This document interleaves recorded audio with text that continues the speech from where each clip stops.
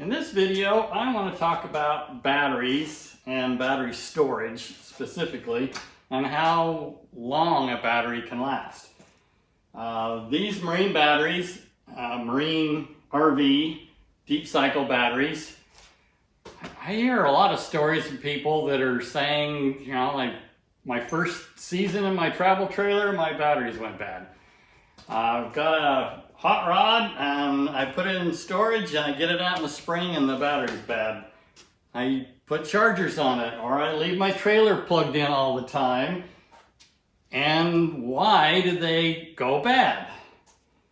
So we'll talk about the reasons why and some of the things I have found out and how you can get a battery to last a long time, even longer than what the warranties are. Warranties on these batteries are 3 years.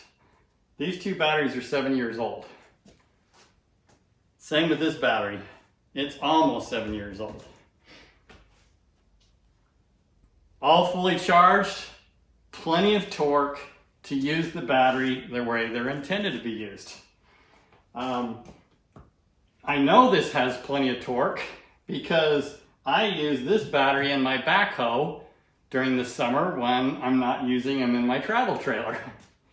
And if it's got enough to turn over a diesel 4-cylinder backhoe, then I know it's got a lot of torque.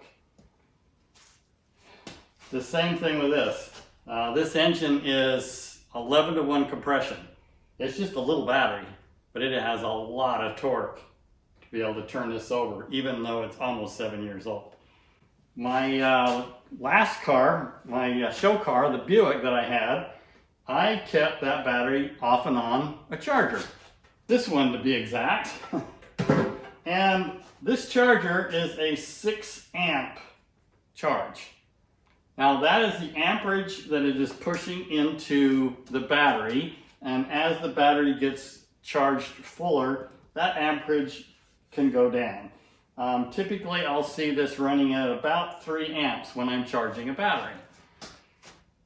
If you leave that running at 3 amps for 24 hours or more, this battery might show that it is fully charged, but when you go to crank it over, it doesn't have the cranking amps. I don't know what it does to them, but I had a battery in my Buick, my show car, that was a year old. I kept putting it on the charger off and on all winter long. I didn't just leave it on the charger because at 4 amps, 3 amps, it's going to boil out the battery and then you're going to destroy it. So off and on, you pop the cover, check and make sure your fluids aren't getting low. If the fluids get low down at the bottom of the area where the water should be and it's actually exposing the plates, you're going to damage it. So back to my Buick battery. Come summer, I tried to start it and it just rum, and then stopped. It just didn't have any torque. But yet it still showed it was fully charged. I took the battery in under warranty and they said, no, we can't take it back because it has a full charge. But it didn't have enough amps to turn the car over. That Buick was a 10-to-1 compression. Should have been easily been able to turn it over. So they said, no, there's something wrong with your starter. No, it's a brand new starter. I tested it. It's the battery. Fortunately, I bought it from Walmart. Walmart said, well, we'll guarantee it for any reason if you're just not happy with it. I said, exactly. I'm not happy with it. It doesn't have any cranking amps. It won't start the car. They gave me a new battery. It starts just fine. So then I wised up. I got me a battery tender. Well, these battery tenders, this one is a Rockwood. There's other battery tenders too that will keep your battery at a very low amperage. This one is just 0.8 amps. So at 0.8 amps, you can technically, the idea is you can leave this charging all winter long. Just hook it up to the battery and forget about it. It'll charge the battery when it starts to go low. It'll keep it right around 12 volts. Drops to 11, brings it up to about 13, and it just keeps it in that sweet spot. When it's red, it's dropped down low and it's charging back up. When it's blinking green, it's charged. Problem with these, I found, is you can also boil out. It's not supposed to, but even with the tender, I've ended up ruining a battery. And it's really frustrating when you keep having to buy batteries, especially my truck. My truck, the battery was just barely out of warranty, a 3-year battery, and it died on me. So for me to be able to get 7 years out of these, and they still have a lot of amps, I'll explain how I did it. I'll use a charger, any charger,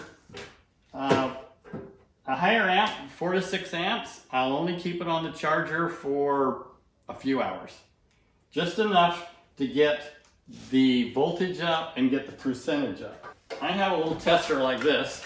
This tester will tell me percentage of charge. This says it is 100% charged. So if you have a gauge like this where you can periodically check your batteries and make sure they're staying full, that's the best thing to do. Charge it till it's full, disconnect it, and let it sit, and just keep an eye on it. In cold weather, you may have to keep these up about once a month. If you put a tender on it, it's frustrating, but I've had this tender on my truck and the battery went bad. So even at 0.8 amps, it's still just a little bit too much to just leave it plugged in and forget about it. Now there are others, battery tenders, that guarantee that they'll support a battery plugged in the full time. I still think it's risky. And you can get them, you can spend a lot of money and get one that will tend 4 batteries, so I could put my truck and all 3 of these batteries on it. But if you have the capability to just check it once a month, first of every month, why spend a lot of money on tenders when you can just charge it? It's like this one, it dropped down to about 70% while it was in storage. It was in storage for a couple months. Always disconnect the negative. And so when it's sitting in storage for 3 months, it dropped down to about 70%. I'm getting into that danger zone. I just put this little battery tender on it and then disconnect it after a couple of days. It's fully charged. Or I can put this on it if I need to move the car. I can charge it up enough to crank it over within a couple of hours and disconnect it. Let's say you don't have one of these battery tenders and you only have a large battery like this, then charge it for an hour, take it off, wait an hour because it's got to settle in the power, and then check it again. And you can do the same thing with your RV batteries. But RV batteries, get them out of your RV and get them inside out of the cold. So if you're in a really cold climate, it's best to just disconnect them and bring them in. I keep them in my garage here on the workbench. Now, if you're going to be in an area where your trailer is sitting for a month or 2 and you're just going to leave it plugged in, you can almost guarantee that at the end of 2 months, those batteries are going to be bad. The converter charger that is in the RV, most RVs, is about a 4 amp charge. That's going to overcharge those batteries if you just leave it plugged in all the time. I've known a lot of people that said, I can't even get a year out of batteries. Well, they leave their battery plugged in all winter long with a little heater or something in it so they don't have to worry about it. Or they just leave the batteries plugged in thinking that, well, the trailer will keep them charged. It's going to overcharge and they're going to boil out. But that's the other thing too. How you can get 7 years out of a battery is periodically, once or twice a year, even though they're maintenance-free batteries, you can pop these tops off and you can look down inside to see where the fluid level is. And if the fluid level is down, there's kind of an area there. You just have to kind of judge it. Every battery is a little bit different, but you just want to make sure there's plenty of water on top of those plates that you can see.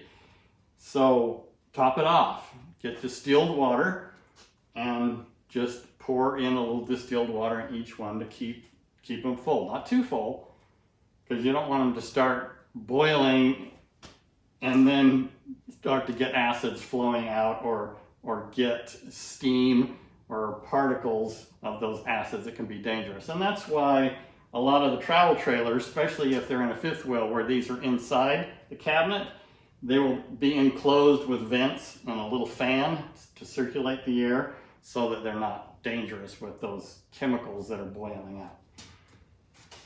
Now, if it's out on the front of your trailer on the tongue for like a pull behind, a bumper pull, then typically those aren't vented, but they have enough gap that they're safe. Because when these do boil, they can be flammable too. So it just comes back to don't leave them charging all the time. And they won't boil. Just a few hours or a few days. And then you need to monitor your charge with something like this. And as soon as it starts getting down, I like to just keep it at 80% or above. Once it starts getting down to 60%, you're really running a risk of it just all of a sudden just dropping. Or you get down at 50% and you're able to charge it back up and it still works, but you just lowered the lifespan. Every time it hits 60, 50% or less, you're probably going to lose a year of lifespan out of that battery. So just don't risk ever dropping them down. And that's the other thing I hear people say, well, I went camping and I ended up discharging the battery while I was camping. Well, that happens. Well, it also shortens the life of the battery. Every time you drop that charge down. So if you've got a little gauge on your travel trailer and it has the little bubbles and it gets down to the last bubble, try to turn it off if you can. If you haven't got some means of generating the power back up, putting it on a charger, a solar panel, something that way to get those voltages back up, then it will make your batteries last much, much longer. Another way that I have kept these not only charged but in balance, which can be critical on lithium batteries. Yeah, that's a whole other story when it comes to winterizing lithium batteries and balancing them out, and that's been a big learning curve. So I won't even get into that on this video. We'll do that in another video. But to keep these balanced, as I started to say, I have some little alligator clips that I clip from my positive to positive and my negative to negative, and it keeps these batteries level charged whenever I put on my tender. So I'll put my tender on, and maybe I'm wrong, but it's been working for me. But I'll put the tender on one battery, and then I'll have my little alligator clips to the other battery. And the first time I did it, one of these batteries was at about 70% and the other one was at about 80%. In fact, I think it was 100% because it was when I was using this for the backhoe. So let's say this one's 100% and this one's 80. Yeah, they're not balancing out, obviously. So I put it on the charger, the one battery by itself till it was 100%. Charge the other one till it was 100%. And then put on the alligator clips and left them. So when they're sitting in storage the whole time, they're linked together.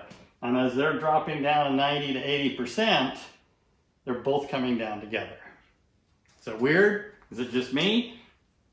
In my mind, that makes sense, so that's what I've been doing. For the last probably 3 years, I keep them linked together, similar to the way they're linked together in the trailer. And then I keep them linked while they're charging. So I will charge the one battery, which is charging the other at the same time. Maybe it's wrong, but it works. And these little alligator clips are pretty small wire, but the wire on my tender is pretty small too. Maybe there's another way you can link it up. Whatever the science is, this is working for me. Obviously, these are 7-year-old batteries. All right, well, I think that should cover it. If you have any questions, leave me a comment. I'll try to answer any questions to the best of my ability. I'm no expert, but I've been doing this for many, many years and it's been working for me. I've recently switched to lithium, so we'll get into that too. All right. Well, thanks for watching. Appreciate it. Goodbye for now.